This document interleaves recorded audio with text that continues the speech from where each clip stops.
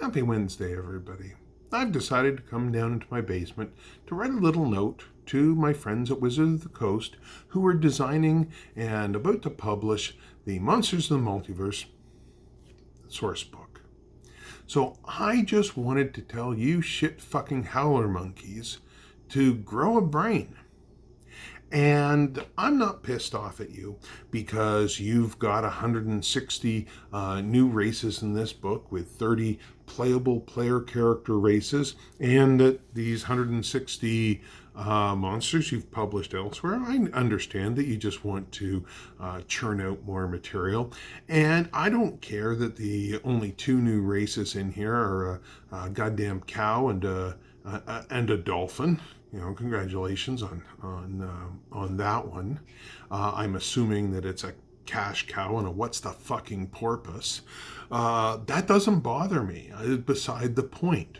What gets my goat is your failure to comprehend the work that's come before, the place of the monsters within the role-playing game. You've already had a retraction. You've already stepped in the shit when you released your latest iteration and rework, where you had to walk back the concept of certain races being evil. And you still don't get the fucking point. There needs to be a separation between monsters and humans, or human stand-ins, because role-playing games have a rich tradition that's embedded entrenched in fantasy literature and a long history of being able to go out into dark fucking places, to delve into strange, dark, I don't know, let's call them dungeons, and seek mythological embodiments of evil. I don't know, let's call those goddamn things dragons. So the concept of this game is that there are mythological evil forces for the players to confront, and those are found in dark forests and swamps and high on the plains outside of society, and these evil forces are truly evil. They're the embodiment. They are the platonic ideal of these evil concepts, and warped and into this mythological content, the characters step in and they fight against it. Now, when they return back to their society, they're going to encounter a multicultural, cosmopolitan society made up of many different cultures and many different races that are playable, the people who will go out and confront this evil, be they elves or dwarves or half-orcs or whoever they are part of the society. Now, you're not the first ideology to discover the fact that gender discrimination and sexism and racism are bad things, and you're not the first goddamn ideology that's figured out that if you have a different race inside your society, and these are mirrors and metaphors for the other cultures from which we will borrow ideas. We're going to look out into our own world and look for the analog of these cultures. So if you have a problematic relationship with orcs and it's drawing too strong of a parallel to your own geopolitical racial identifications, it's going to tell an awful lot about you as a person, how you imagine these cultures that fill out your world. You're not the first fucking ideology to figure that one out, but you are the first people to insist that vampires are sparkly, and in the name of inclusion, they've got to be part of our society, that you want to put a beholder on the front goddamn cover of your book and say, oh, look, he's writing stories. We're making him part of our culture. You're missing the fucking boat.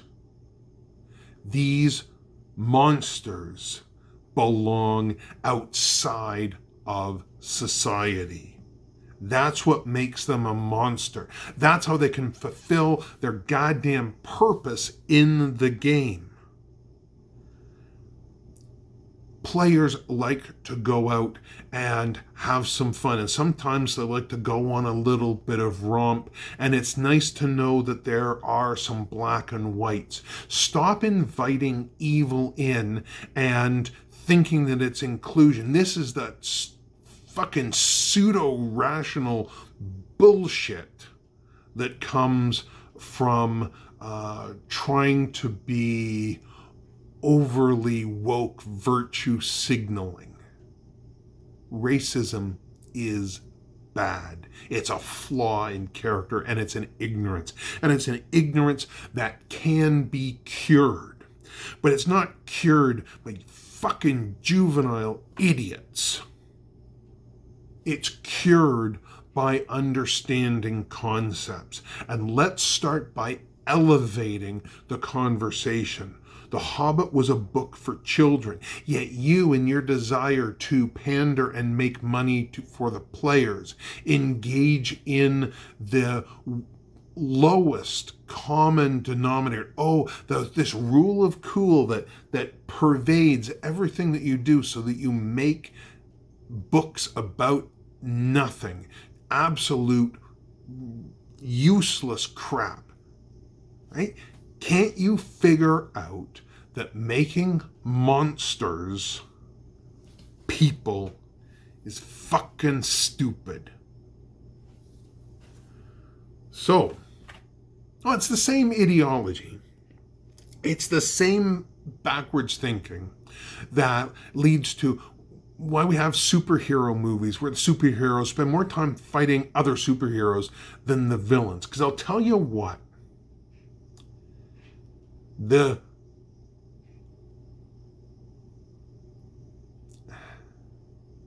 measure of a hero is not how proficient they are in a fight.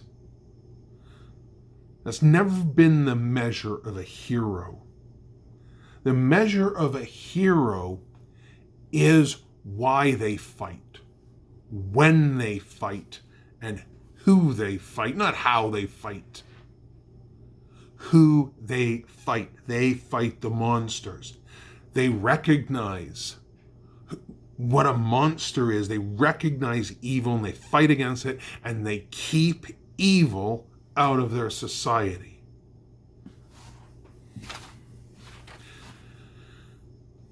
Well, that's been my take on it. If you think that these fucking fuzzy-headed game designers are onto things because it's really cool to play the Drizzard Doerden type of character, yes, those are excellent characters.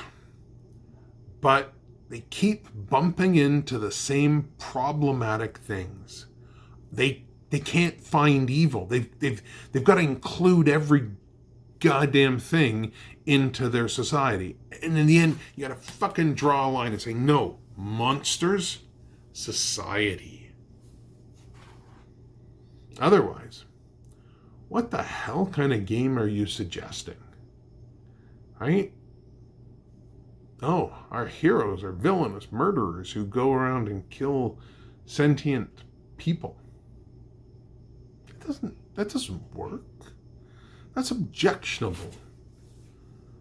It's vile. Anyhow, I don't know. I don't even know if I'm going to post this. You fucking fuzzy-headed.